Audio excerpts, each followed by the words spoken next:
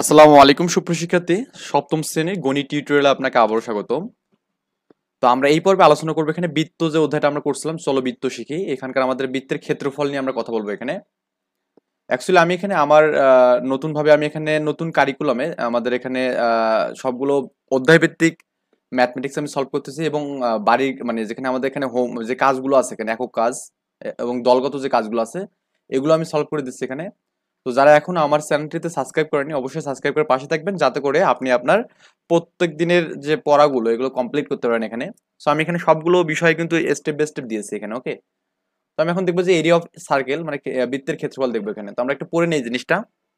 মীরা সপ্তম শ্রেণীর একজন শিক্ষার্থী, তার স্কুলের সামনে মাঠটি অনেক বড় এখানে। মাঠে প্রতিদিন সকালে সমাবেশ হয় এখানে এবং মাঠের ছোট ছোট সবুজ ঘাসগুলো আলতো সোয়ার মিনার মনকে কেন জানি আনন্দে ভরে ওঠে। মাঠের পাশে ঠিক তার শ্রেণীকক্ষের দেওয়ালের সাথে যে বৃত্তাকৃতির খোলা জায়গাটুকু আছে সেখানে একটি ফুলের বাগান করার কথা অনেকদিন ধরেই মীরা ভাবছিল।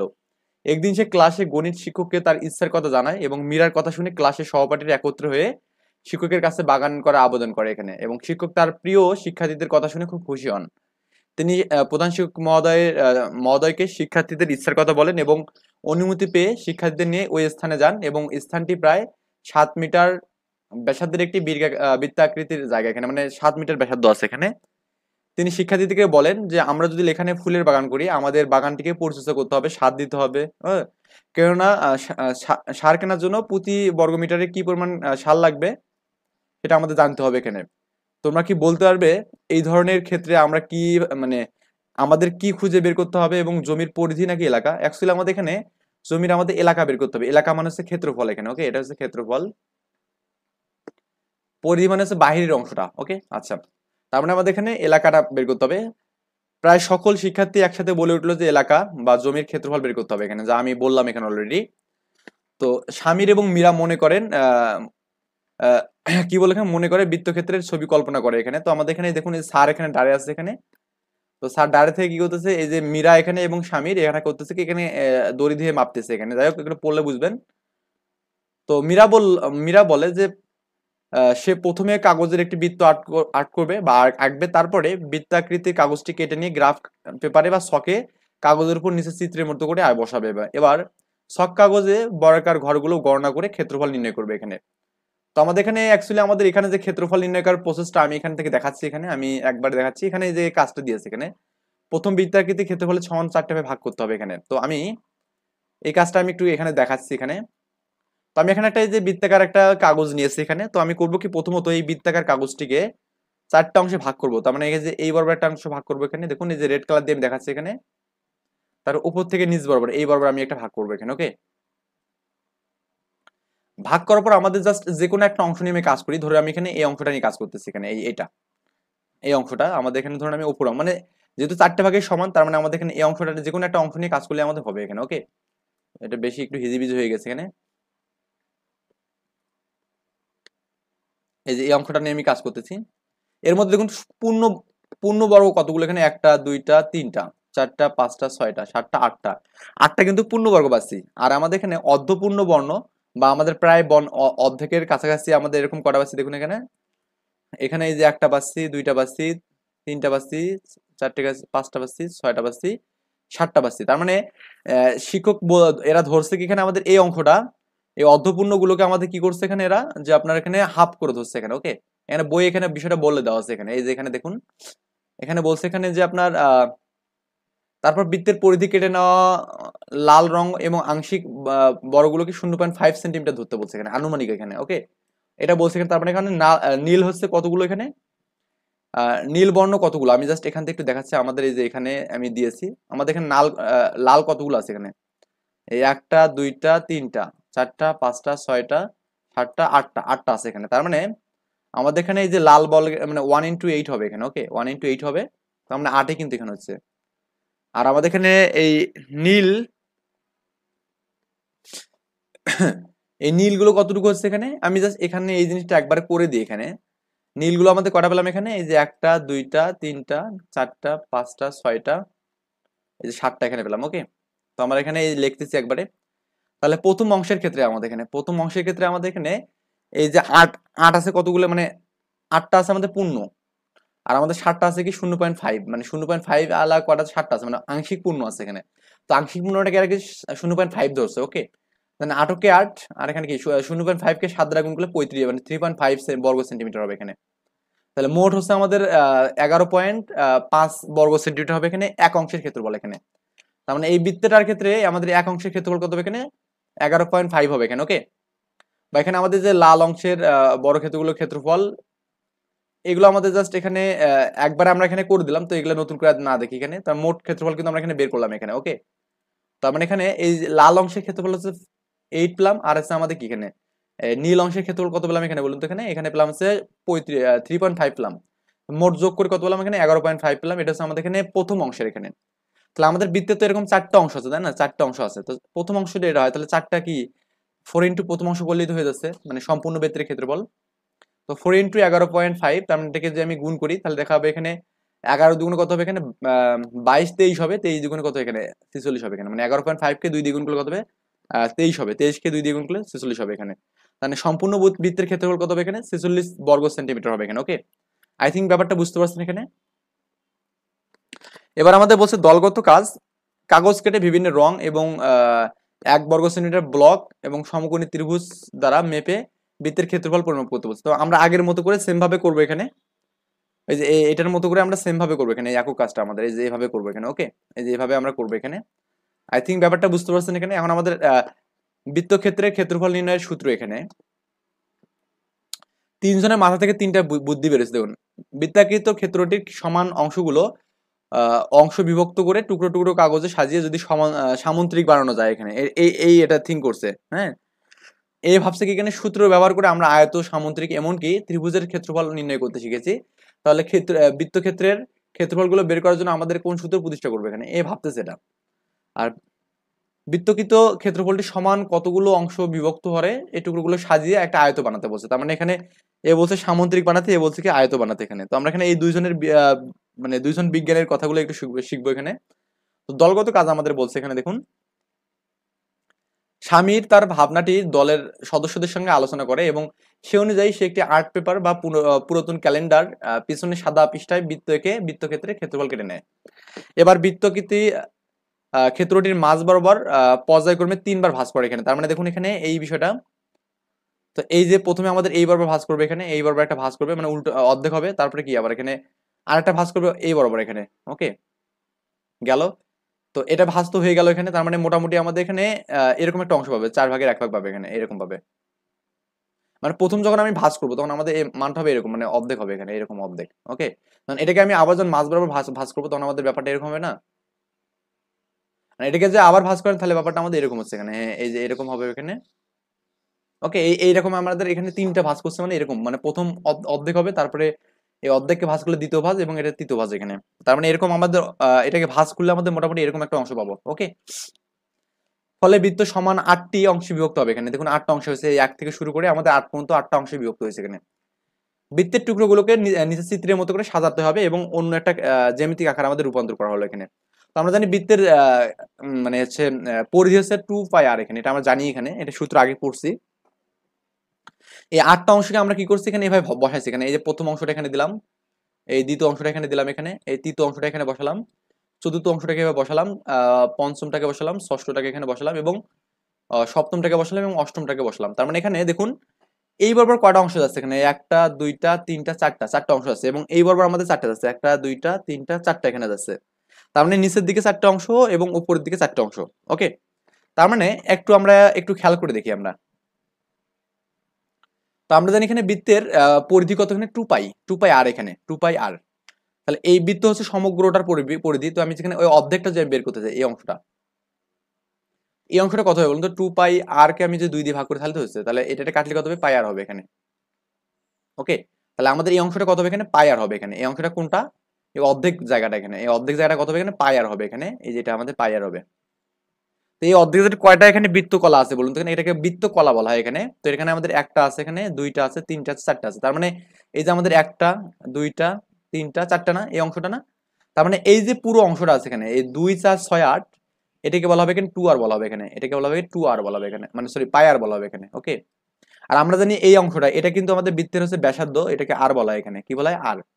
তার মানে আমি এটাকে যদি একটা সামুদ্রিকের এটা একটা বাহু ধরি এবং এটা একটা আরেকটা যে বাহু ধরি, আমরা জানি সামুদ্রিকের ক্ষেত্রফল হচ্ছে কি দৈর্ঘ্য এবং প্রস্থের গুণফল হবে এখানে। ওকে, তার মানে এখানে দৈর্ঘ্য কত এখানে পাই আর, আর এখানে প্রস্থ কত এখানে আর, তার মানে পাই আর এবং আর এর গুণফল আমি করলে কত পাবো এখানে। তো পাই আর এবং আর এর গুণফল আমি যে করি এখানে, জাস্ট আমি এখান থেকে দেখাচ্ছি এখানে এই পাই আর এবং আমি যে আর এর গুণ করি এখানে, তাহলে পাবো এখানে পাই আর স্কয়ার পাবো এখানে। এই পাই আর স্কয়ার কিন্তু বৃত্তের ক্ষেত্রফল এখানে। ওকে, এটা হচ্ছে আমাদের বৃত্তের ক্ষেত্রফল এখানে। এভাবে আমাদের মূলত এইভাবে এই বিষয়গুলো শিখতে হবে এখানে। তো আমরা এখানে বৃত্তের ক্ষেত্রফল পেলাম, পাই আর স্কয়ার পেলাম এখানে। এখানে বলা আছে যে জ্যামিতিক রূপান্তরিত জ্যামিতিক আকৃতি একটি সামুদ্রিকের মতো হবে। এক্ষেত্রে বৃত্তের আবদ্ধ বক্ররেখাটি অর্ধেক সামুদ্রিকের উপর ভূমি এবং বৃত্তের ব্যাসার্ধ হবে সামুদ্রিক উচ্চতা। এই যে এটা আমাদের আর হচ্ছে আমাদের উচ্চতা, আর আমাদের এটা হচ্ছে ভূমি, এবং সামুদ্রিকের সূত্র হচ্ছে ভূমি গুণন উচ্চতা। তো আমরা কিন্তু এই ভূমি গুণন উচ্চতা বের করে আমরা কিন্তু সহজে কিন্তু আমাদের এখানে সামুদ্রিক ক্ষেত্রফল এবং বৃত্তের ক্ষেত্রফল সমান হবে এখানে।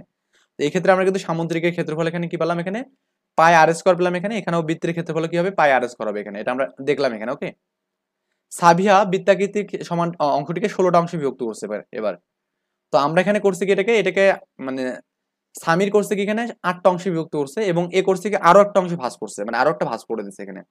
তো আরো একটা ভাঁজ করলে আমাদের কি হবে, এদের মধ্যে আরো একটা করে ভাঁজ হবে এখানে, প্রত্যেকটা বৃত্তকলার মধ্যে আরেকটা করে ভাঁজ হবে এখানে। ওকে, এই টুকরোগুলোকে চিত্রের মতো করে এভাবে সাজায় নিছে এখানে। তার মানে এখানে দেখুন, তো এই যেহেতু আমাদের 16টা অংশে ভাগ করছে, 16টা অংশে ভাগ করছে এখানে 16টা, তার মানে 16টা অংশে যদি ভাগ করে এই ভাগের মানটা মোটামুটি এরকম হবে আর কি। এই যে আমাদের এখানে দেখুন এই যে এই একটা দুই তিন এভাবে করে আমাদের 16টা অংশে ভাগ করছে এখানে। ওকে, তো আমি এখানে বৃত্তের যে অর্ধেক নিয়ে কাজ করি এখানে, এই অংশটা এই যে এটা আমাদের এটা হচ্ছে আমাদের বৃত্তর অর্ধেক এখানে এই অংশটা, এবং এই অংশটা আমাদের অর্ধেক এখানে। ওকে, আমি একটু মানে এগুলো বেশি হিজিবিজি হয়ে গেছে এখানে, হ্যাঁ আমি একটু বোল্ড করে নিয়ে করি, তাহলে আপনার জন্য বুঝতে সুবিধা হবে এখানে, এত বারবার ঘষাঘষি করার থেকে। মানে এই বরাবর অর্ধেক বরাবর একটা মান পাবো এখানে আমরা এখান থেকে, এন্ড এখান থেকে একটা মান পাবো। এবার দেখুন তো আমাদের এখানে এই অর্ধেক বিন্দুতে কয়টা এখানে ঘর আছে, এখানে দেখুন এই যে 2 1 6 মানে 4টা এখানে ঘর আছে, এখানে 4টা, এখানে 4টা আছে, তারপরে এখানে 4টা আছে, এখানে 4টা আছে এখানে, এবং এখানে 4টা আছে এখানে, তাই না? 4টা 4টা করে আমাদের এখানে আছে। আর আমাদের জানি বৃত্তের সমগ্র যে এটা আছে এখানে, মানে আমাদের বৃত্তের পরিধি, পরিধি কত এখানে 2 পাই আর, 2 পাই আর। তাহলে আমাদের এই 4টার জন্য আমাদের এই অংশটা কত হবে এখানে, এই 2 পাই আর কে আমি যে 4 দিয়ে ভাগ করে দেই, তাহলে কত হবে এখানে, এই 2 দিয়ে কাটবে এখানে, তার মানে পাই বাই আর, মানে পাই আর 2 হবে এখানে। এটা হচ্ছে আমাদের 4টা অংশের জন্য পাবো এখানে, মানে পরিধি হচ্ছে আমাদের পরিধি, পরিধি পরিধিকে আমি করবো 4 দিয়ে ভাগ করবো এখানে, মেইন কথা। পরিধিকে 4 দিয়ে ভাগ করবো এখানে। তো এই যে আমাদের এখানে দেখুন 4টা অংশ আছে এখানে, একটা এই দুটা এই তিনটা এই যে 4টা এখানে। ওকে, এই 4টার জন্য আমরা এখানে কি 4টা অংশ পাবো এখানে, এবং আমাদের এখানে দেখুন এখানে বৃত্তের ব্যাসার্ধ কয়টা আছে এখানে, একটা দুইটা তিনটা চারটা, 4টা আমাদের বৃত্তের ব্যাসার্ধ, মানে এখানে এই বৃত্তের ব্যাসার্ধকে আমি কি 4 দ্বারা গুণ করবো এখানে, কি করবো এখানে বৃত্তের ব্যাসার্ধকে 4 দ্বারা গুণ করবো এখানে। তো মোটামুটি এখানে এই যে এভাবে এই কাজটা করা হয়েছে এখানে দেখুন, এই যে আমাদের এখানে পাশের চিত্রের মতো করে একটি বৃত্ত সাজিয়ে খুঁজে পেলো এখানে, তার মানে এখান থেকে আমরা এখানে এই কাজটা করতে পারবো এখানে। ওকে,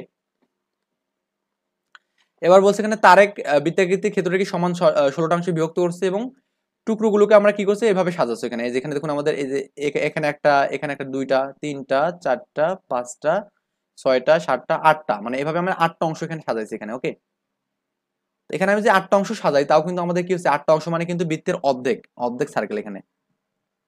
ওকে, বৃত্তের অর্ধেক সার্কেল এখানে। ওকে, কারণ এই অংশটা কিন্তু আমাদের এখানে এটা কতটুকু হবে তাহলে এখানে, এই অংশটা এটা কিন্তু পাই আর, আবার এটা কিন্তু আমাদের এখানে কি হচ্ছে, এটা কিন্তু আমাদের কি হচ্ছে এখানে, এটা কিন্তু আর। তো আগের মতো করে এখানেও যদি সূত্র করেন তাহলে কি হবে, পাই আর গুণন আর হবে এখানে, তার মানে এখানেও কিন্তু পাই আর স্কয়ার হবে এখানে। ওকে, এটা কিন্তু আমাদের পাই আর স্কয়ারই পাবো এখানে, এইখান থেকেও পাবো এখানে।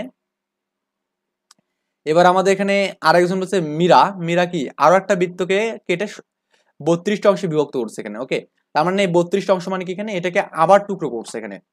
মানে টুকরোগুলো আমি যদি একটু দেখাই আপনাদের, মানে ভিজুয়ালি একটু দেখাই। ধরুন আমি এখানে একটা বৃত্ত আছে, এটাকে আমি যখন অর্ধেক করবো, এইভাবে অর্ধেক করবো, তখন আমাদের বৃত্তটা এরকম হবে এখানে। এটা এটা অর্ধেক করলে এখানে কয়টা টুকরো হবে এখানে, এখানে 2টা টুকরো হবে এখানে, 2টা। মানে এটাকে আমি যে আবার এখানে এটাকে যে আমি অর্ধেক করি এখানে, তার মানে এই বরাবর যে কাটি এখানে, তাহলে কি হবে এখানে মোটামুটি এরকম হবে এখানে। এরকম হলে কিন্তু এখানে 4টা টুকরো হচ্ছে, এখানে 4টা টুকরো। ওকে, এটাকে আমি যে আবার যদি কাটি এখানে এই বরাবর, তাহলে কি হবে এখানে মোটামুটি আমরা এরকম হবে যে আপনার এরকম একটা দিলাম অ্যান্ড এরকম অর্ধেক। তাই এখানে কিন্তু আমাদের 16টা মানে 8টা 8টা হবে এখানে টুকরো। ওকে, 8টা টুকরো হবে। আর আপনি যদি এটাকে আবার যখন টুকরো করবেন এখানে এভাবে, তখন আমাদের কি হবে এখানে, এটা আরেকটু ছোট হবে এখানে, মানে সরি এটা বেশি ছোট হয়ে গেছে। ওটার মতো করে আমি মোটামুটি একটা অ্যাভারেজ নেওয়ার ট্রাই করি এখানে। এখানে কিন্তু আমাদের 16টা টুকরো হয়েছে এখানে। ওকে, 16টা। মানে এটাকে জন্য আপনি আবার যখন টুকরো করবেন তখন আরো ছোট হবে না এটা মানটা, তখন আমাদের কি হবে, এটা আরো ছোট হবে, আরো ছোট হবে এখানে। তখন আমাদের এখানে কি হবে, এখানে 32টা টুকরো হবে এখানে। তো এইভাবে কিন্তু এর মনির না কি এর নাম, হ্যাঁ তারেক তো এটা করলে, এখন আবার করছে এখানে মীরা।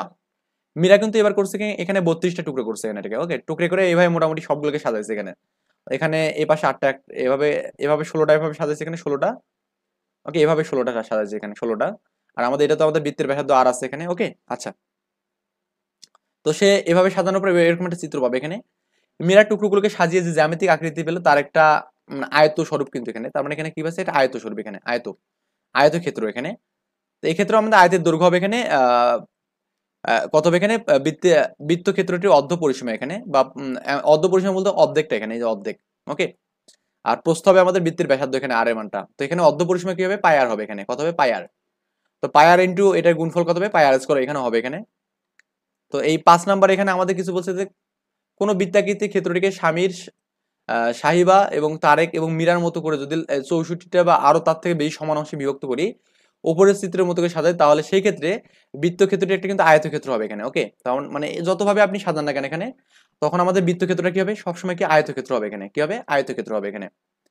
আমরা যদি নিচের ছবিগুলো একটু স্টেপ বাই স্টেপ দেখি তাহলে আরো ক্লিয়ার হবে এখানে। দেখুন আমাদের এখানে 16টা অংশে বিভক্ত করছে, তার মানে এই যে 1টা 2টা 3টা 4টা 5টা 6টা 7টা 8টা, তার মানে এইদিকে আমাদের 8টা 8টা করে আছে এখানে।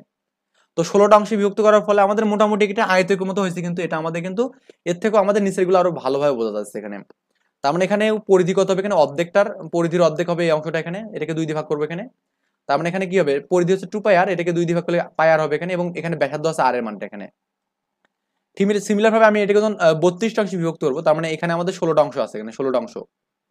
তো এটাকে 16 অংশ মানে এদিকে 16টা আছে এখানে, এই যে 1টা 2টা এভাবে 16টা এখানে আছে এখানে। ওকে, তো এটা কিন্তু আমাদের এর থেকে আরো একটু স্পষ্ট আমাদের বোঝা যাচ্ছে এখানে আয়তক্ষেত্রের মতো। এটাকে পরিধি করলে আমাদের পরিধি বাই 2 করবো, তাহলে আমাদের কি এই অংশটা পাবো, এবং এটা তো আমাদের এখানে ব্যাসার্ধ আছে এখানে। আবার যখন আমি এটাকে 64টা অংশে ভাগ করবো এখানে, তখন দেখুন আমাদের আরো ক্ষুদ্র ক্ষুদ্র অংশে বিভক্ত হয়েছে এখানে। ওকে, এটাকে যখন আমি সাজাবো তখন আমাদের এই পাশে 64টা ভাগ থাকবে, বা এটাকে আমাদের দেখুন একটা পারফেক্টলি আয়তক্ষেত্র মনে হচ্ছে এখানে। ওকে, আর এই পাশে আমাদের কি ব্যাসার্ধ থাকবে, আর এর মানটা থাকবে এখানে। তো এখানে কিন্তু আমরা আয়তই পাচ্ছি এখানে। তো আমরা আয়তের ক্ষেত্রফল কি জানি এখানে, এখানে বলছে বৃত্তক্ষেত্রের ক্ষেত্রফল টুকরো পূর্বের শখ যদি আমাদের এখানে একটু দেখলাম এখানে উপরে আলোচনা থেকে আমরা বলতে পারি এখানে যে বৃত্তের ক্ষেত্রের ক্ষেত্রফল যে আয়তের ক্ষেত্রফলের সমান এখানে। তার মানে দৈর্ঘ্য গুণন প্রস্থ, তো দৈর্ঘ্য মানে হচ্ছে পরিধির অর্ধেক। তো পরিধির অর্ধেক মানে 2 পাই আর কে 2 দিয়ে করবো, তো এটা কেটে কাটলে 2 হবে, আর এখানে আমাদের আর থাকবে এখানে। তাহলে আর আর গুণ করলে কি হবে এখানে, পাই আর স্কয়ার এখানে পাবো। ওকে, এটা হচ্ছে আমাদের এখানে বৃত্তের ক্ষেত্রফলের সূত্র এখানে। তো এই বিষয়গুলো আমাদের ছিল। তো আমাদের এখানে একটা বিষয় বলছে, জোড়ার কাজটা বলছে এখানে। বলছে প্রত্যেকে দল ভিন্ন ভিন্ন ব্যাসার্ধের বৃত্ত অঙ্কন করো এখানে, ভিন্ন ভিন্ন ব্যাসার্ধের আবার বৃত্ত অঙ্কন করবো, এবং ক্ষুদ্র বড়গুলো গণনা করে বৃত্তক্ষেত্রটির আনুমানিক ক্ষেত্রফল বের করতে বলছে এখানে। এবং একই বৃত্তক্ষেত্রের ক্ষেত্রফল ক্ষেত্রের সূত্র সাহায্যে নিয়ে সাহায্য করতে হবে, মানে বলছে এখানে একই বৃত্তক্ষেত্রের ক্ষেত্রফল সূত্রের সাহায্যে নির্ণয় করে যাচাই করতে বলছে এখানে।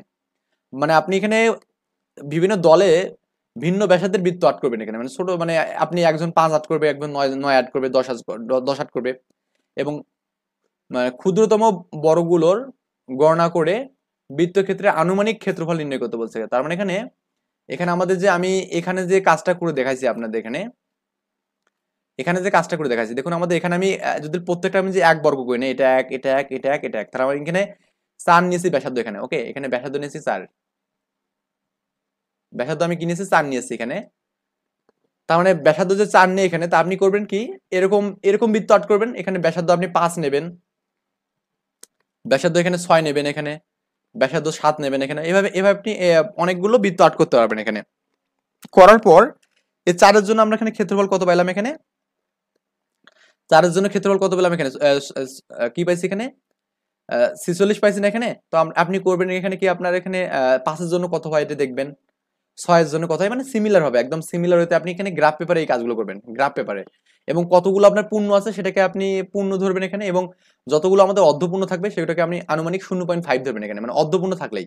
কারণ এটা একটু আমাদের বেশি আছে, কিন্তু এটা কিন্তু আমাদের একদম কম এখানে। ওকে, আবার এটা কিন্তু আমাদের একদম কম এখানে, আবার এটা একটু আমাদের বেশি আছে এখানে।